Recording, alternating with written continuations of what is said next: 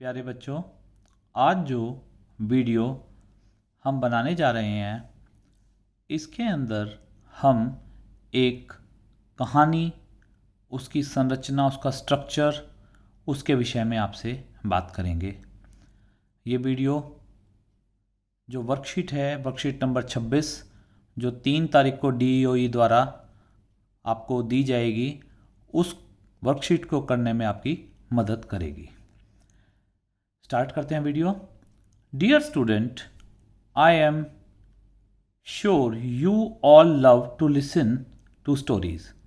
प्यारे बच्चों, मैं इस बात को श्योर करता हूँ, इस बात से सहमत हूँ कि सभी बच्चे स्टोरीज़, कहानियाँ सुनना बहुत पसंद करते हैं, उन्हें प्यार करते हैं। They are so much fun. ये जो स्टोरीज़ होती हैं, ये जो कहानियाँ होती हैं, ये हमें बहुत सारा उत्साह, फन, मजाक और बहुत ही आनंद प्रदान करती हैं। We all like listening to folk tales, ghost stories, stories with fairies and wizards. हम सभी को बच्चों बहुत अन्य नाना प्रकार की जो है कहानियाँ पसंद हैं, जिसमें लोक कथाएँ हो सकती हैं, फोक टेल्स, घोस्ट स्टोरीज यानी कि भूत प्रेत संबंधी। आपको याद होगा विक्रम बेताल का जैसे एक सीरियल बहुत पहले दूरदर्शन पर आता था, तो घोस्ट स्टोरीज और भी बहुत सारी स्टोरीज ऐसी आती हैं। Stories with fairies and Wizards, जादू से संबंधित, परियों से संबंधित ऐसी सुंदर कहानियाँ जो हमारे आनंद को बहुत ज़्यादा बढ़ा देती हैं। बच्चों, जो कहानियाँ हम पढ़ते हैं वो हमें ना केवल पढ़ने में मदद करती हैं, बल्कि वो हमें एक ऐसी स्फूर्ति प्रदान करती हैं जो हमारे दिन भर की स्ट्रेस को ख़त्म कर देता है। थकान ख़त्म हो जाती है स्टोरीज़ पढ़ के। स्टोरीज़ विद चिल्ड्रन, छोटे बच्चों से संबंधित कहानियाँ। स्टोरीज़ विद मैजिक, जादू से संबंधित कहानियाँ। स्टोरीज़ अबाउट आवर गॉड्स, भगवान से संबंधित, हमारे भगवान से संबंधित। और एलियंस, दूसरे ग्रहों पर रहने वाले बहुत सारे लोग जिनको हम एलियंस कहते हैं। याद है बच्चों, आपको एक फिल्म आई थी ऋतिक रोशन की। उस फिल्म में दिखाया गया था कि कैसे एक एलियन हमारे पृथ्वी पर आता है और वहाँ पर हमारे जो छोटे छोटे बच्चों के साथ खेलता है और कैसे उनको जो है आनंद प्राप्त होता है और बाद में उस एलियन को वो वापस जाने में मदद करते हैं। तो बेटा, ऐसी छोटी छोटी स्टोरीज़ जो हैं, हम ऐसी स्टोरीज़ के द्वारा रिक्रिएशन होता है और ये स्टोरीज़ जो है ना बच्चों में उत्साह और कुछ करने की लगन पैदा कर देती हैं।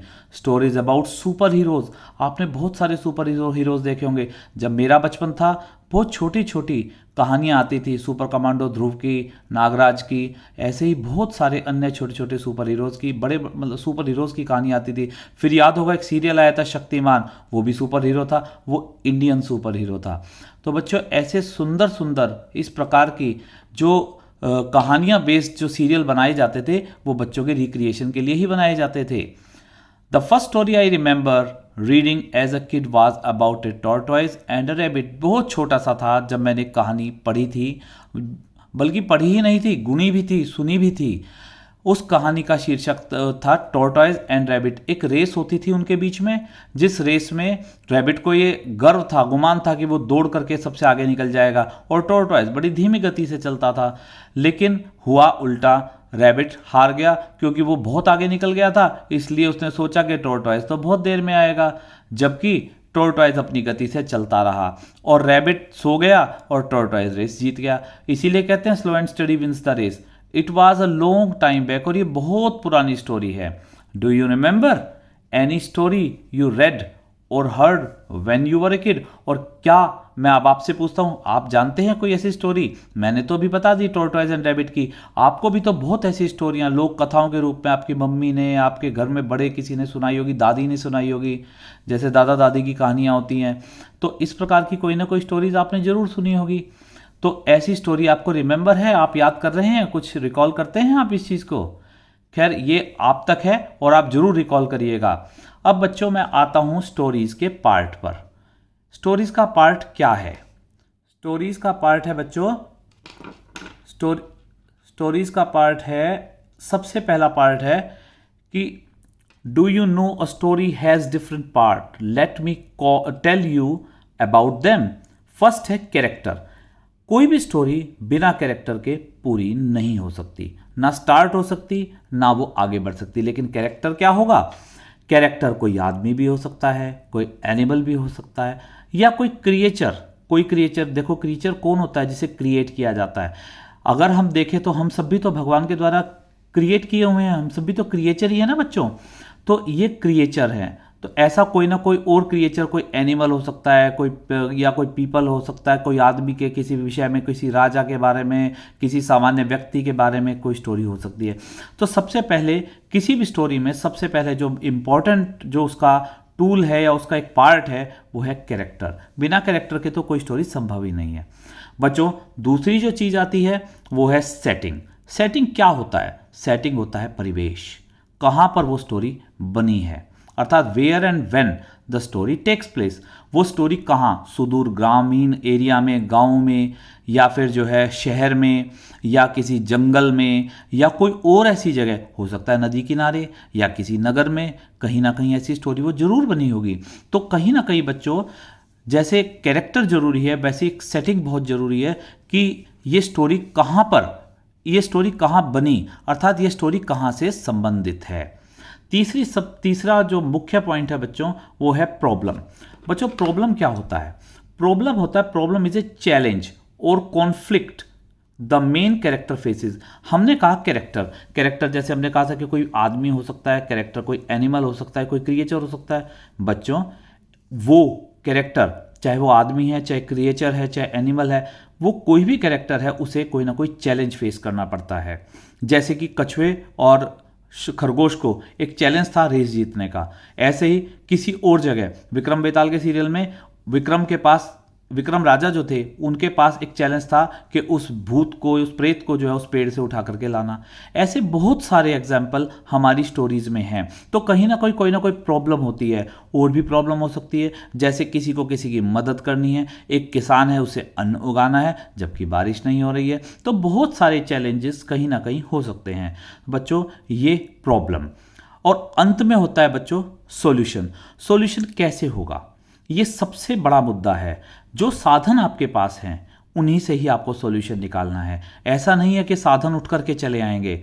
यहीं एक सबसे बड़ा करेज एक कैरेक्टर का बनता है कि वो अपने सामने आई हुई प्रॉब्लम को कैसे सॉल्व कर सकता है।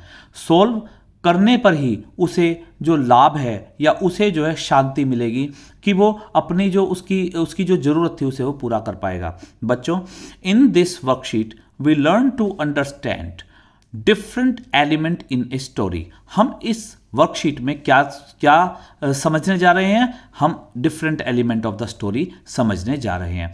This is important so that we are able to write and share stories we want. और अगर हम इसे बच्चों समझ जाएंगे तो ही हम कोई स्टोरी लिख पाएंगे, समझ पाएंगे।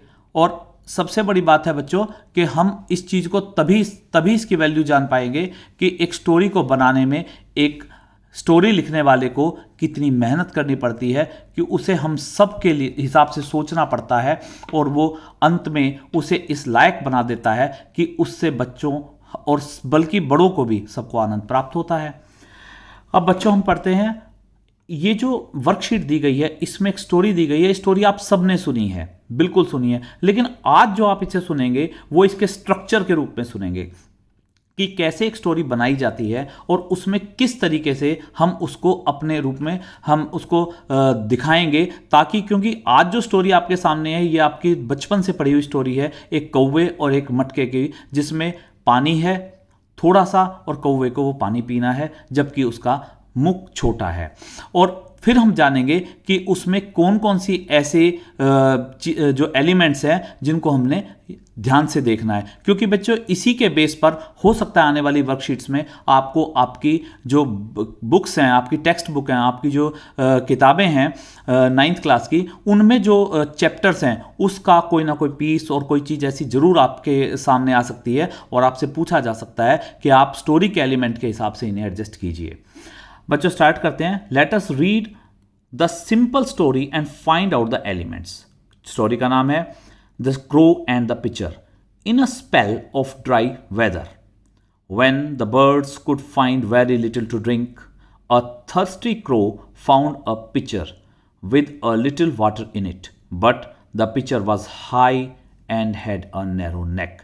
एक ऐसा समय जब सब जगह गर्मी ही गर्मी है और पक्षी प्यासे घूम रहे हैं, ड्राई वेदर है, बहुत सूखा सा मौसम है, हर व्यक्ति का गला सूखा है, हर जीव का गला सूखा है। एक कौवा दौड़ रहा है, उड़ रहा है आसमान में और उसे पानी कहीं नहीं मिल रहा। वो ढूंढता है एक मटका जिसके अंदर एक घड़ा जिसके अंदर बहुत थोड़ा सा पानी है। But the pitcher was high, लेकिन जो पिचर का अर्थात घड़े का जो मुंह है वो ऊंचा है।